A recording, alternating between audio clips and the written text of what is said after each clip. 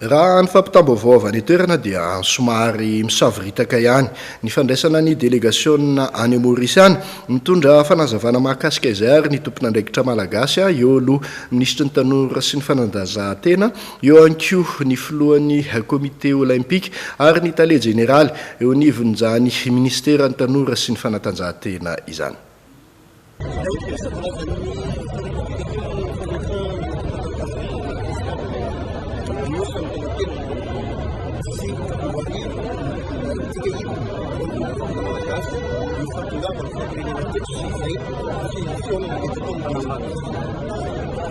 Androany dia mahatsapa ny firenendrehetra ary ny filohan'ny repoblika dia malala tsara fa ny sport dia isan'ny levier ahafahana mampandroso firenena anankiray. Ary hitantsika tamin'ireny zava-misy tamin'ny football ireny, ny organisation na jeu ohatran'izao dia natiana na tsina dia misy retombé économique foana ho an'ny firenena anankiray. Dikan'izay important loatra ho antsika amin'izao émergence izay hoentiny fotoan'ny repoblika zao ny miorganiser jeu lehibe ohatran'io aty amin'ny océan indiana. Izany hoe ny fotoa malagasy fotoa internationale dia nametraka 150 millions de dollars anaovana ny infrastructure. Hitantsika ny terrain teto fa kely ny terrain teto androany. Raha mampitahana amin'ny Mahamasina zany io sy ny infrastructure ananantsika ny Madagasikara dia lehibe lavitra. Mila fanamboarana, mila modernisation fotsiny atany amintsika any dia za mino fa ho azontsika ny fikarakarana ny 11e édition ny Jeux des îles. Eto mbola misy débat be le izy hoe ny Comore koa tianao, ny Maldives koa tianao fa io arakaraky ny présentation ny dossier ary efa niomana amin'izany tsika Madagasikara en deux temps ny dossier ho présententsika eo rapide dia mieritreritra zany tsika fa ahazo izay Jeux des îles ny 11e édition. Ny afatra ho an'ny ministra amin'ny atleta malagasy amin'izao fiandriko. Ny afatra dia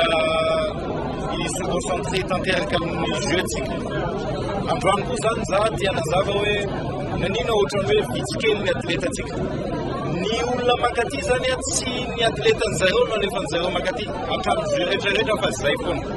Ny olona mandeha reny olona miakompagnie an'ny zareo reny fa tena vitsy amin'ireny tena atleta fa ny atletan'ny zareo miala sasa satria rapitso androany efa nisy compétition, omaly efa nisy compétition, rapitso mbola misy compétition ampisanganinao 3 heures de temps eo le akizy dia olana be. Dikan'izay zany ny préservevatsika le atletatsika zay anao compétition rapitso zany araky ny fandaminana niaraka amin'ny comité olympique sy ny comité technique dia tsy nakaty le akizy zany le anao compétition rapitso. Tsika 347 ny délégation tsika. Zany hoe ny volet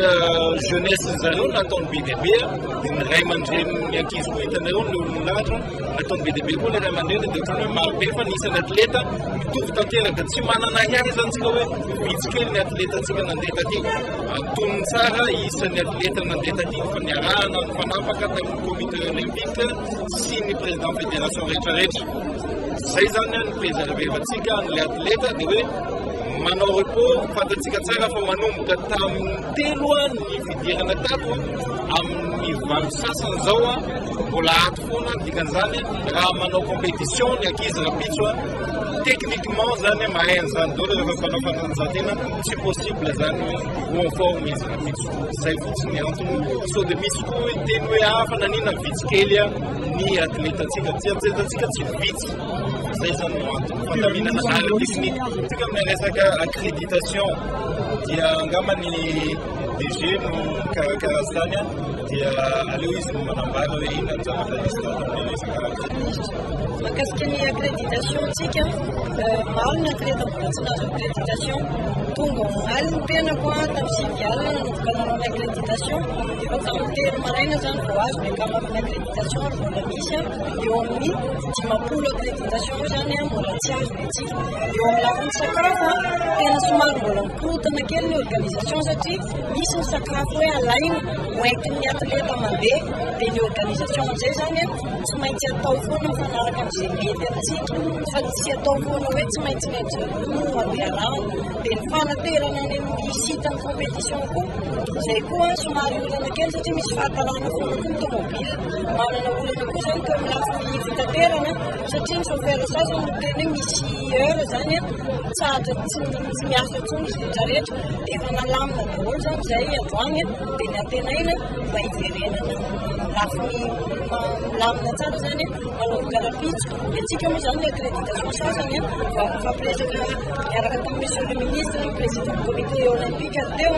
tokony andrafitra amin'ny accréditation andehoany amin'izareo rehefa mivoaka avy eto amita ny accréditation 6 mba tsy hisiana hoe pénalisé ohatra ny la réunion comore sy maldive zao omaly be dia be ny tsy tafiditra tany anaty site ny compétition satria tsy vita ny accréditation dia mba tsy ho isy amintsika malagasy zany zay satria natation ntsika nanao voalohany androany tsy nisy ny olana fa afaka nandeha afa-tsy ny président ihany no nanana problème niditra tany anaty site zany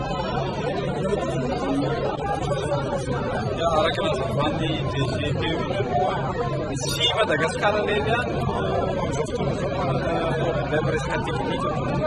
fa laha resaka organisation hatramin'ny androany dia natao tany Madagasikara leny sy zavatra hita amin'izao fotoana izao maro lesika le izy tamin'ny hatramin'ny roa maraina mbola hitako nasolo zareo tamina tomobile hakanan'ny accréditation fahitako azy tsy manaraka an'izay fenitra zay raha tena fenitra olympique jerena mazava ho azy fa le engagement zay ataon'ny fédération ataon'ny état zay le zavatra teneny foana rehefa misy engagement ataon'ny état miakatsy io rehetrarehetra fa reny résultat ny variable tsy tonga ho azy fa misy engagement nataon'ny état zavatra mbola tsy misy tamintantara reny zavatra maro tsy misy tamintantara le vokatra fa tsy misy tamintantara koa le engagement le zavatra ministère ary iderako amin'izareo ministère ny gouvernement président en général adjoint ny fananana an'izay stratégie na engagement apetraka amin'ny tanora malagasy zay nohatra